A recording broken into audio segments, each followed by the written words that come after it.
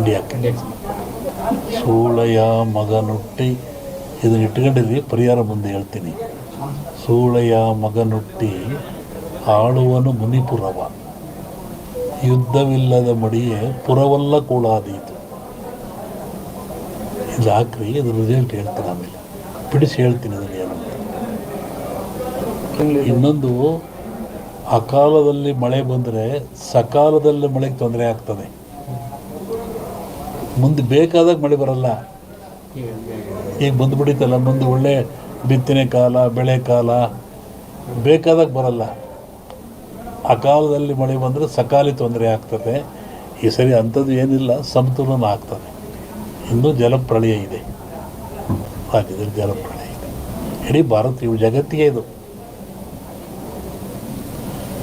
ಸಾಗರದಲ್ಲಿ ಒಂದು ಅಚ್ಚರಿಯ ಸಂಗತಿ ಕಾಣುತ್ತೆ. ಜಲಸ್ಫೋಟ ಅಂತ ಹೇಳಿದ್ದೆ ನಾನು, ಅಲ್ಲಿ ಒಂದು ಆಗ ಲಕ್ಷಣ ಇದೆ. ಈ ಎರಡು ಸೇರಿ ಮನುಷ್ಯರೇ ಮಾಡೋದಲ್ಲಿ ಕೆಲವೊಂದು ಹೇಳೋಕ್ಕೆ ಹೆದರಿಕೆ ಆಗುತ್ತೆ.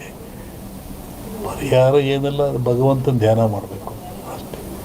ಯಾವ ಪೂಜೆ ಪುರಸ್ಕಾರದಿಂದ ಏನು ಉಪಯೋಗ ಆಗಲ್ಲ. ನೇರವಾಗಿ ಭಗವಂತನ ಧ್ಯಾನ ಮಾಡೋದೇ ಮುಖ್ಯ. ನೆನೆಸ್ಬೇಕು ಭಗವಂತ. ಸೂಳೆಯ ಮಗನುಟ್ಟಿ ಆಳುವನು ಮುನಿಪುರವ, ಯುದ್ಧವಿಲ್ಲದ ಮಡಿಯೇ ಪುರವಲ್ಲ ಕೂಳಾದೀತು. ವಿಷ್ಣು ವಾಮಾವತಾರದಲ್ಲಿ ವಾಮನ ಭೂಮಿ ಕೇಳಿದ, 3 ಅಡಿ ಭೂಮಿ ಕೇಳಿದ, ಎಲ್ಲ ಉಳಿತು. ಅಮೇರಿಕಾ ದೇಶದಲ್ಲಿ ಅಲ್ಲೇ ತುಳಿದವನ್ನ ವಿಷ್ಣು ವಾಮಾವತಾರದಲ್ಲಿ ಬಲಿಯ, ಅದನ್ನು ಮುನಿಪುರ ಅಂತ ಕರೆದರು. ಇಂಡಿ ಹಿಸ್ಟ್ರಿ ಒಳಗೆ ಅಮೇರಿಕವನ್ನು ಮುನಿಗೆ ದಾನ ಕೊಟ್ಬಿಟ್ಟನಲ್ಲ ಅವನು, ವಾಮನಿಗೆ ದಾನ ಕೊಟ್ಟನಲ್ಲಪ್ಪ, ಅದು ಮುನಿಪುರ ಅಂತ. ಯುದ್ಧವಿಲ್ಲದ ಮಡಿಯ ಪುರವಲ್ಲ ಕೂಳಾದೀತು ಅಂತ. ಮುನಿಪುರ ಅಂದರೆ ಅಮೇರಿಕವನ್ನು ಮುನಿಪುರ ಅಂತ ಕರೀತಾರೆ. ಅದು ಅಮೇರಿಕ ಒಂದು ದೇಶದಾಗಿಲ್ಲ, ಎಲ್ಲರೂ ಸೇರ್ಕೊಂಡ್ರದಲ್ಲಿ. ಶ್ರಾವಣದ ಮೇಲೆ ಹೇಳ್ತೀನಿ ಅದ್ರ ಬಗ್ಗೆ. ನೋಡು, ಹೇಳಿದ್ದೀನಿ, ಇನ್ನೂ ನೋಡ್ತಿರ್ಬೇಕಾರೆ. ಹಿಂದೆಲ್ಲ ಹೇಳಿದ್ನಲ್ಲ, ಮೊನ್ನೆ ಹೇಳಿದ್ವಿ. ಕೆಲವು ಮುಳುಗ್ತವೆ ದೇಶಗಳು, ಕೆಲವು ಹೇಳ್ತವೆ, ಹೊಸ ರಾಜ್ಯಗಳು ಉತ್ಪತ್ತಿ ಆಗ್ತವೆ ಅಂತ ಮೊನ್ನೆ ಹೇಳಿದ್ದೆ ನಾನು. ಮತ್ತು ಮದ್ದಿಲ್ಲದ ಕಾಯಿಲೆ ಬರುತ್ತೆ, 5 ವರ್ಷ ಇರುತ್ತೆ ಕಾಯಿಲೆ ಅದು.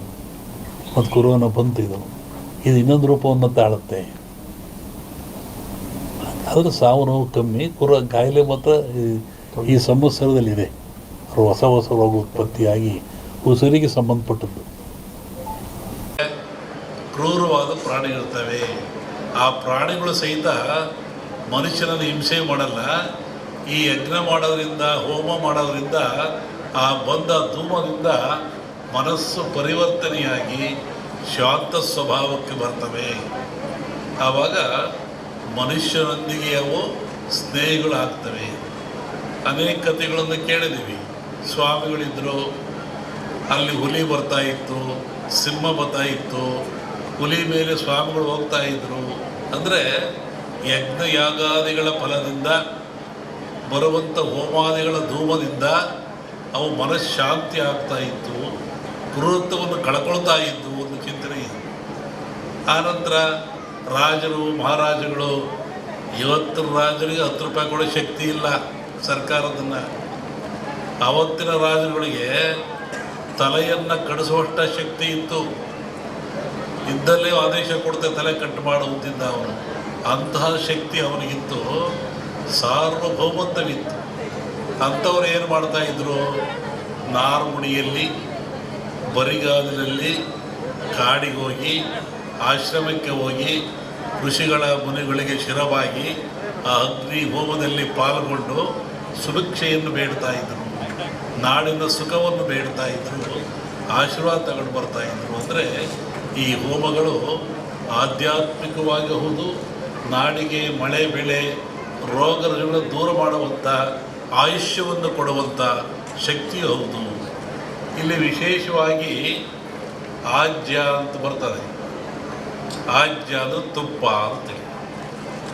ನಾನು ಬೆಳಿಗ್ಗೆ ಆಗಲೇ ಹೇಳ್ತಾ ಇದ್ದೆ, ನಮ್ಮ ಹತ್ರ ಬಂದಾಗ ಯಾವುದನ್ನು ಆಜ್ಯ ಅಂತ ಕರಿತೀವಿ, ಆಜ್ಯದ ಮಹತ್ವವೇನು? ಹಾಲು ಕರಿತೀರ ನೀವು, ಹಾಲನ್ನು ಕರಿತೀರ, ಅದರ ಆಯುಷ್ಯ ಎಷ್ಟು? ಹಾಲಿನ ಆಯುಷ್ಯ, ಹಾಲು ಕರೆದ ಹಾಲಿಗೆ ಆಯುಷ್ಯ ಎಷ್ಟು? 12 ಗಂಟೆ. ಹಾಲು ಕರೆದ 12 ಗಂಟೆ ಮೇಲೆ ಅದು ಕೆಟ್ಟು ಹೋಗ್ತದೆ, ಅದು ಹಾಳಾಗಿ ಹೋಗ್ತದೆ, ಉಪಯೋಗ ಬರೋದಿಲ್ಲ.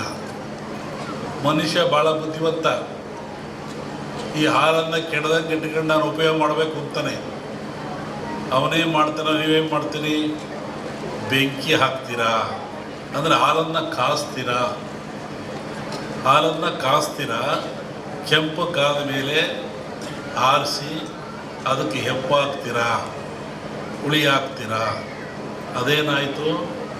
ಮೊಸರಾಯಿತು. ಹಾಲಿನ ಆಯುಷ್ಯು 12 ಗಂಟೆ, ಮೊಸರಾದ ಕೂಡಲೇ 24 ಗಂಟೆ. ಯಾತ್ರಿಂದ ಆಯಿತು? ಬೆಂಕಿಯ ಸಂಸ್ಕಾರದಿಂದ ಹಾಲು ಎಪ್ಪಾಗಿ ಮೊಸರಾಯಿತು. ಮೊಸರು 24 ಗಂಟೆ ಇರ್ತದೆ. ಹತ್ತೇನಾಯಿತು? ಅದಕ್ಕೆ ಮಂಥನ ಮಾಡಿದ ಮನುಷ್ಯ, ಕಡದ, ಅದಕ್ಕೆ ಚಲೆಯನ್ನು ಕೊಟ್ಟ. ಆವಾಗ ಬೆಣ್ಣೆ ಆಯಿತು, ಮಜ್ಜಿಗೆ ಆಯಿತು. ಬೆಣ್ಣೆ ಆಯುಸ್ಸೆಷ್ಟು? ಮಜ್ಜಿಗೆ ಆಯುಸ್ಸೆಷ್ಟು? ಮಜ್ಜಿಗೆ ಆಯಸ್ಸು 2 ದಿನ.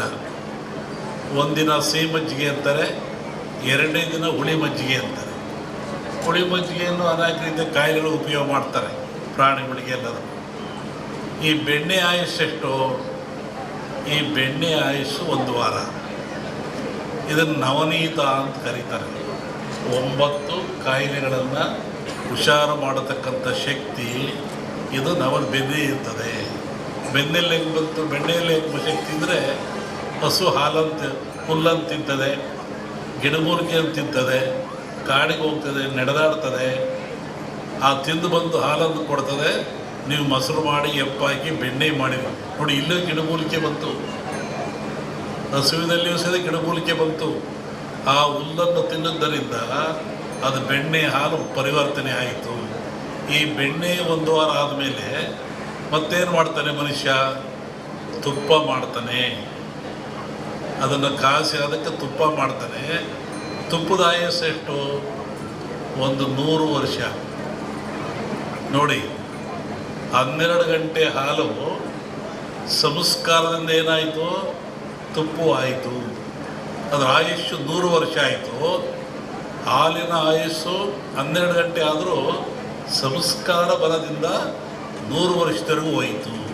ಹಾಗೆ ಮನುಷ್ಯ ಬೆಳೀತೀರ, ಹುಟ್ಟುತ್ತೀರ, ಬದುಕ್ತೀರ ಈ ಗಿಡಮೂಲಿಕೆಗಳ ಸಂಘದಿಂದ, ಈ ಗಿಡಮೂಲಿಕೆಗಳ ಉಪಯೋಗದಿಂದ, ಗಿಡಮೂಲಿಕೆಗಳನ್ನು ತಾನು ಸೇವಿಸೋದ್ರಿಂದ.